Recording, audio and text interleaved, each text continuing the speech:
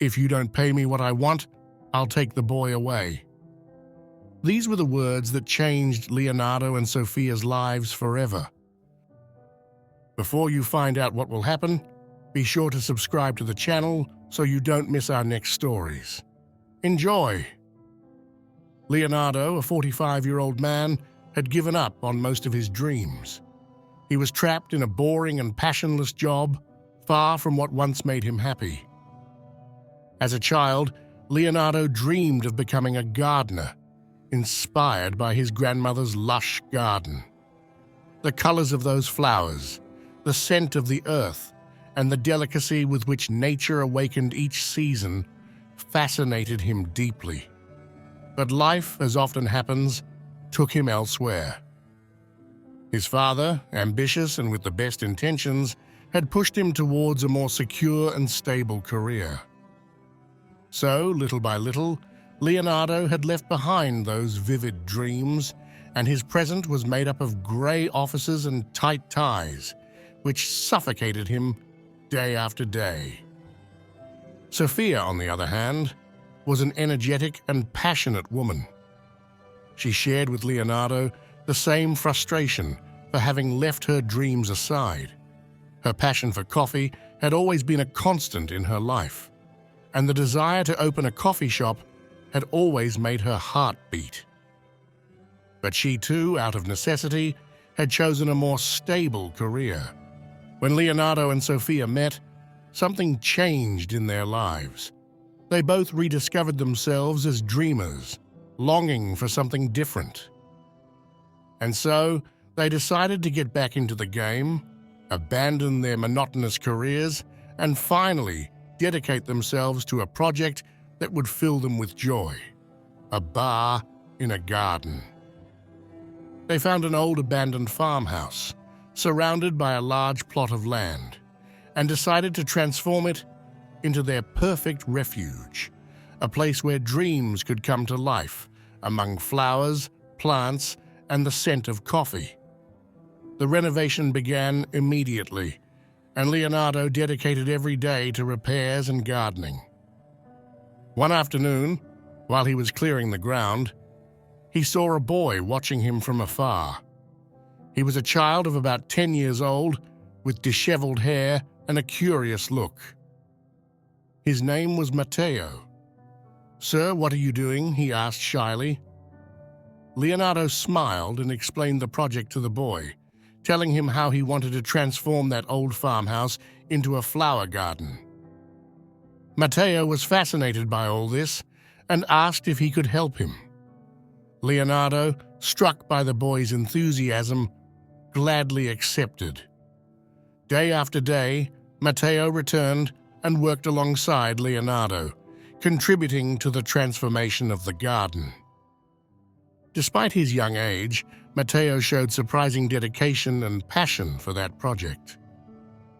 But there was something about Matteo that left Leonardo perplexed.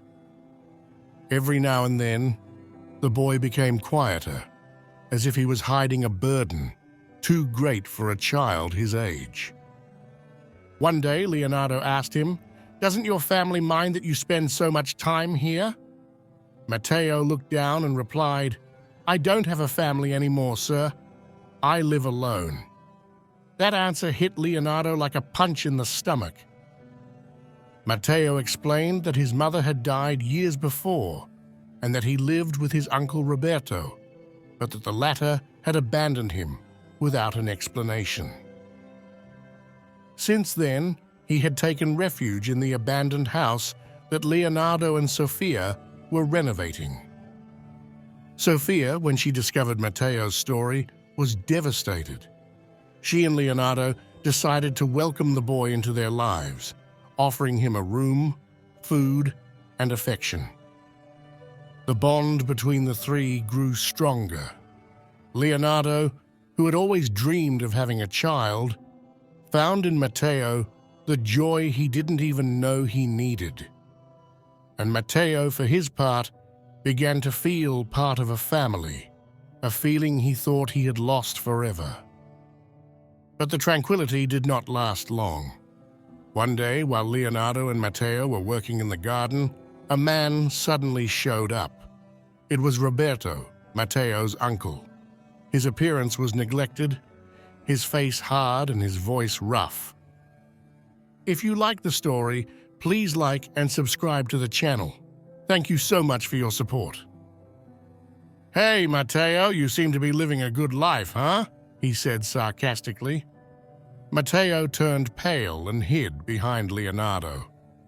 "I'm his only relative, and if you don't pay me, I'll take him away with me," Roberto threatened. At that moment, the tension in the air was palpable. Leonardo felt the anger growing inside him, but he tried to remain calm. "Matteo has been with us, and he is well cared for," he said firmly. But Roberto would not listen to reason. "I want money. I'll be back in a week, and if you don't give me what I ask for, I'll take the boy away." Fear gripped Leonardo and Sofia. They were already deeply attached to Matteo and couldn't bear the thought of seeing him return with a man who had abandoned him. They decided to take matters into their own hands and contact a lawyer. After some research, they discovered that Roberto still had legal custody of Matteo, but his history of abandonment and neglect could work in their favor.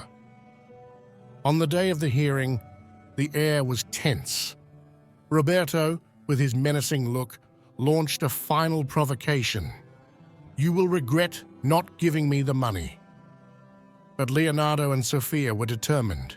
They would not let themselves be intimidated. They were there to fight for Matteo's future.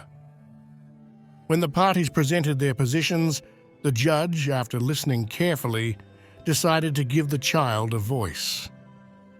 "Matteo, I know it's difficult, but I think you can contribute to this decision," the judge said gently.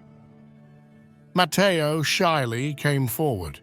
"Judge," he began, "when my mother died and I went to live with my uncle Roberto, I was very lonely. He left me alone in an abandoned house. Then I met Leonardo and Sofia. With them I feel happy. They talk to me, they teach me many things. I feel at home. Please let me stay with them."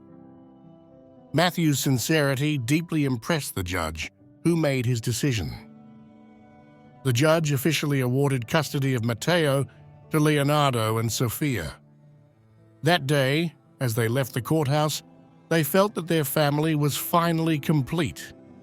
Matteo would never be alone again, and together they would build a future full of joy and love.